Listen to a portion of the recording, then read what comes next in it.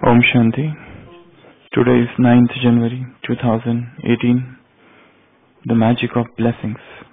Today is Tuesday and today's blessing is, may you have a right to blessings and making progress by keeping a balance of making spiritual endeavor sadhana and using the facilities sadhan. The explanation: instead of making the facilities your support, use the facilities on the basis of your spiritual endeavor. Sadhana. Do not make any of the facilities, sadhan, the basis of your progress. Otherwise, when the facilities fluctuate, your zeal and enthusiasm will also fluctuate. Because of your making the facilities your support, the Father is removed from being in between, and this is why there is fluctuation, halchal. Together with the facilities, let there also be spiritual endeavor, sadhana, and you will experience the Father's blessing, vardhan, in every task, and your zeal and enthusiasm will not decrease. So this is today's blessing. Baba is saying, may you have a right to blessings and making progress by keeping a balance of making spiritual endeavor, sadhana, and using the facilities, sadhan. So Baba is telling us to keep a balance of sadhana and sadhan. How our sadhana, our spiritual endeavor should be. The first and the foremost thing in spiritual endeavor or in sadhana is that sadhana should be absolutely independent, niradhar. It should not depend on few things. One of the few things Baba has mentioned in today's Murli's facilities, sadhan. Whether those sadhans are there or not there, our sadhana, our spiritual effort, our spiritual endeavor should go on. We should not bank so much on these facilities that in their absence, we suffer from privation. In their absence, we become restless. In their absence, we lose zeal and enthusiasm. In their absence, there is a fluctuation. In their absence, there is an upheaval. That shows that you are totally counting on those facilities. The first thing in sadhana, as I said, is to become independent. Independent of few things. And the first thing is, Baba has mentioned sadhan. Second thing is, we'll come to the sadhan once again. Second is, our sadhana should be independent of time. It's not that we are having good time, so we are doing good sadhana. When the time is opportune, our efforts are at the zenith. But when everything goes against the grain with us, our efforts deep down, they reach the abysmal depth. This should not happen. Sadhana should remain independent of sadhan. Sadhana should remain independent of samay, time, all time, no matter what time is bringing unto you.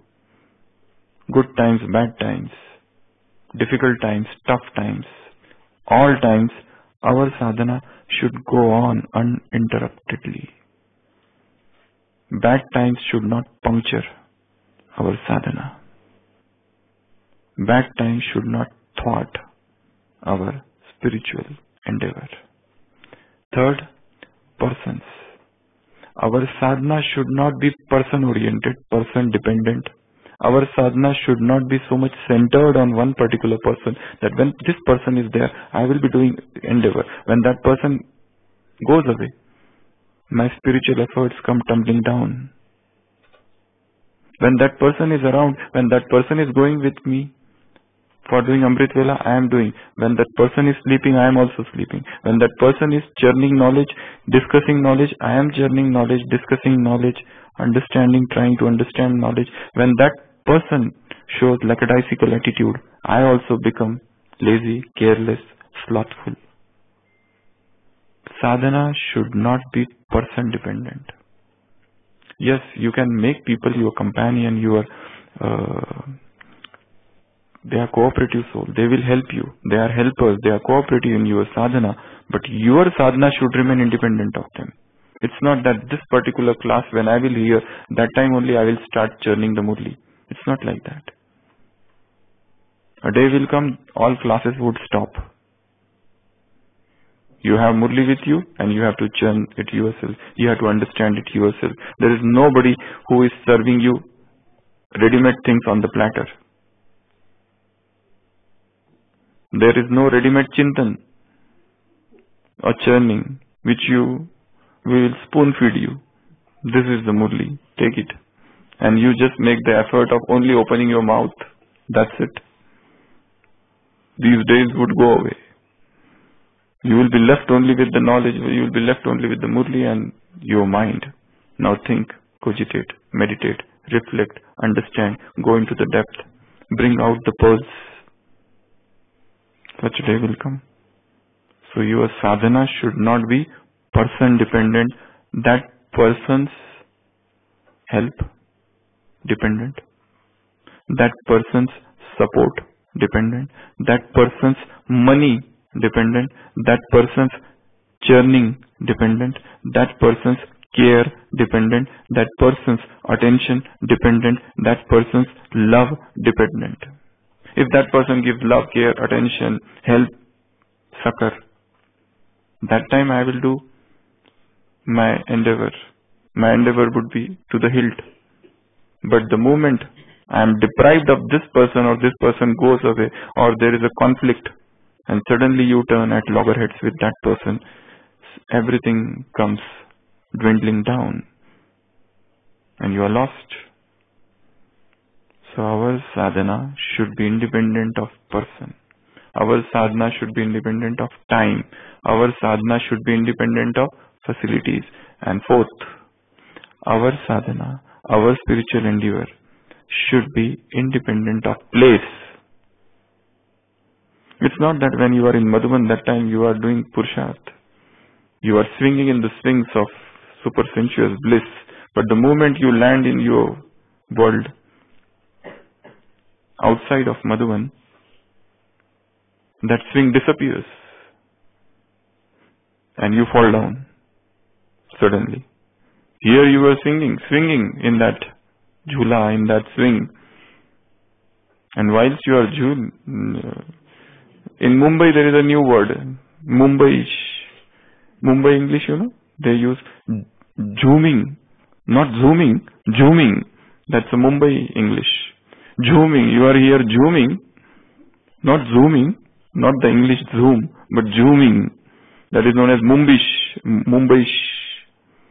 So, there suddenly that swing, that jhula disappears and you fall down. Your sadhana, your spiritual endeavor should not be place dependent. Whether you are in Madhuban, whether you are in office, whether you are in your college, whether you are in your home, whether you are in your friend's home, anywhere, any corner of the world, you keep yourself or your sadhana intact. Let nothing of these things affect the sadhana. Because sadhana is absolutely intrinsic thing. It has really nothing to do with anything extraneous. Outside, whatever is happening, let it happen. Sadhana should remain unflappable, unhindered by anything which is outside, any external agent, external stimuli. Nothing and nothing should prove as an impedance in the sadhana. Fifth, sadhana should not be dependent on comforts and conveniences. One is facilities. Facilities are a little different. They are related to objects. Comforts are more related to gross, but comforts and convenience, sukh, suvidha. When those conveniences are there, that time you are doing good sadhana. The moment they are snatched away, you are nowhere. It means somewhere in our mind we were dependent on those comforts and those conveniences. We should be able to do sadhana in the most of the adverse of situations, where everything is going against the grain with you, where people are opposing, people are criticizing, people are opposing, people are insulting, people are trying to backbite, people are trying to pull your leg, trying leaving no stone unturned to stop you. And still you go on, and still you march ahead, and still you move ahead, still you remain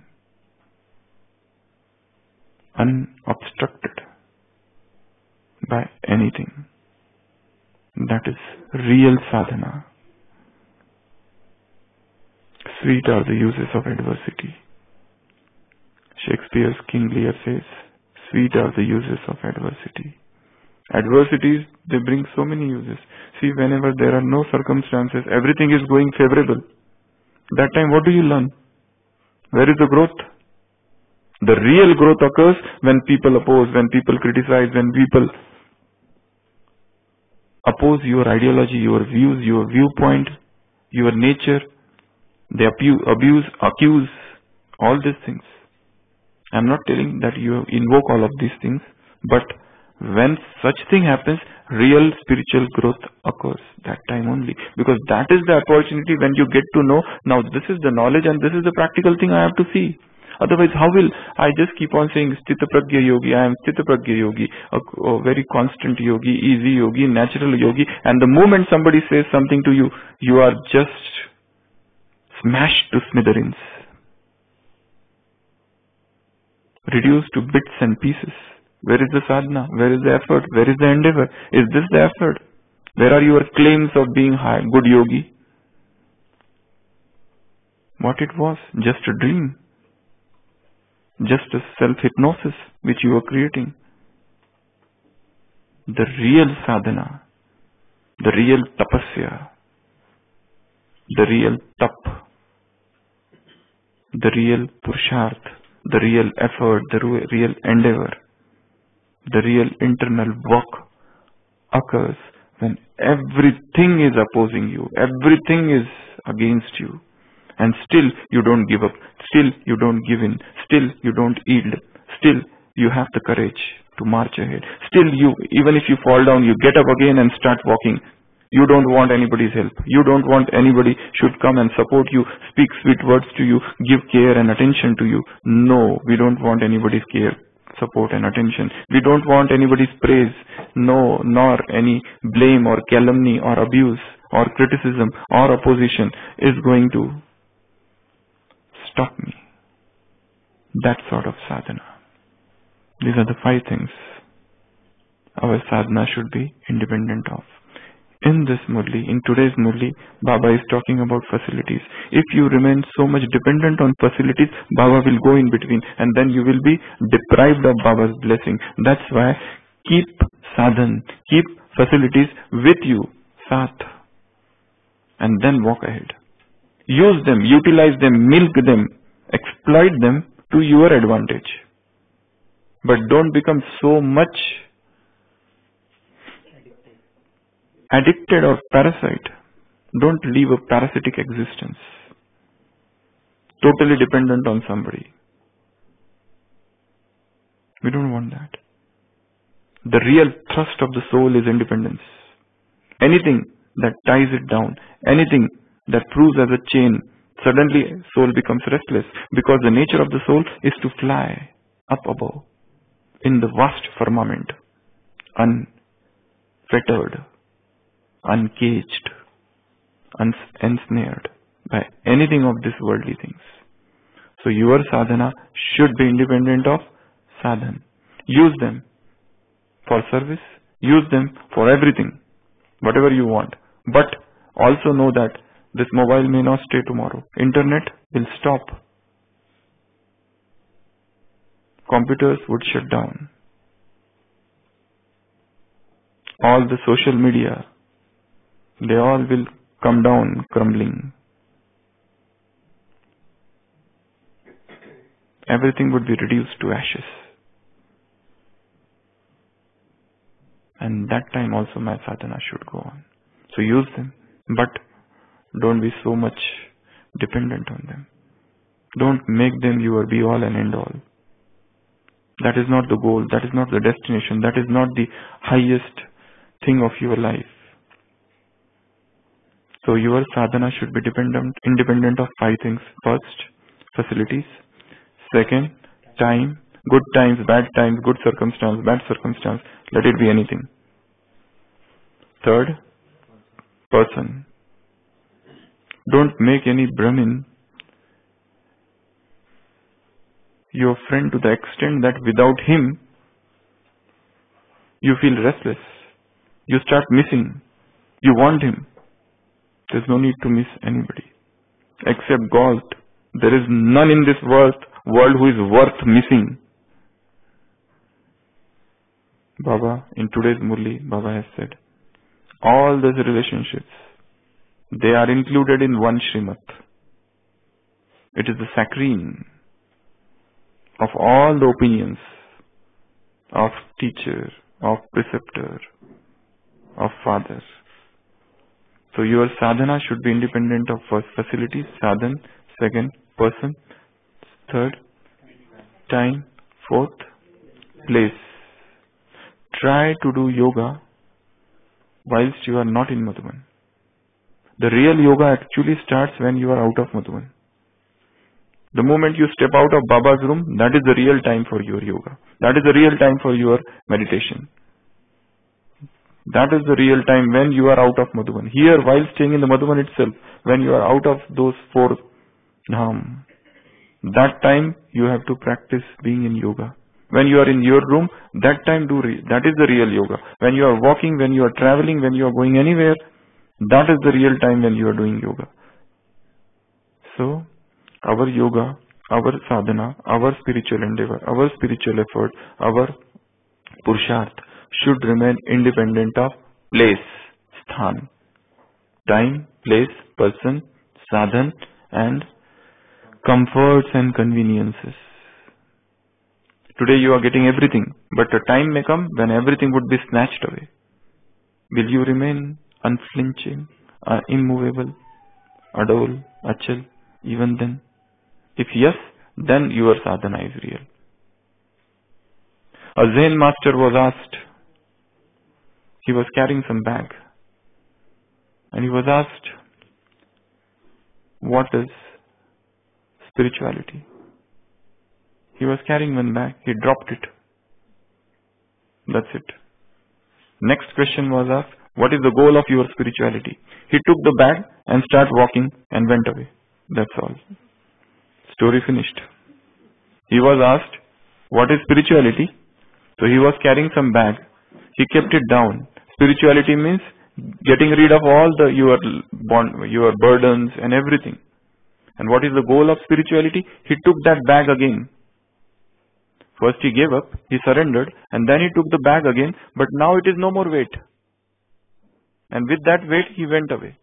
But it is not a weight now. It has no more, because you have already surrendered it.